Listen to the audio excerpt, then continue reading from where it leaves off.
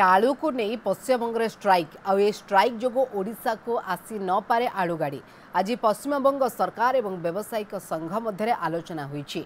आलोचन रे किछि सकारात्मक निष्पत्ति न आसिले उभय ओडिशा एवं पश्चिमबंग व्यवसायींकर क्षति हेब। पश्चिमबंगर शीतल भंडार थिबा आलू गदा होईछि।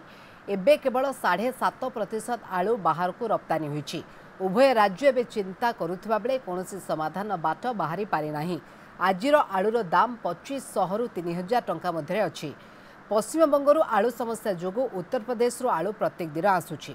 सेथिबे सरकार तुरंत पदक्षेप ग्रहण करिसेंती।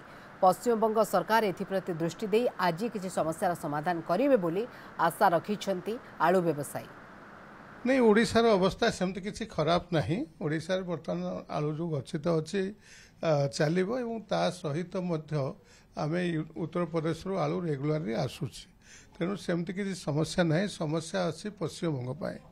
पश्चिमबंगर सरकार सहित आज दिन 4टा बेले जहाँ तथ्य हस्तगत होती दिन 4टा बेले गोटे बैठक अच्छी।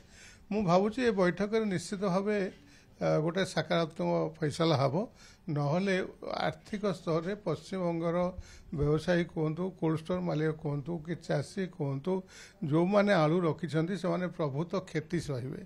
तेणु पश्चिमबंग जनसाधारण स्वार्थ दृष्टि एवं ओडिशार स्वार्थ दृष्टि निश्चित भाव पश्चिमबंग सरकार एक सकारात्मक पदक्षेप नेबे ये आशा मु रखुछि।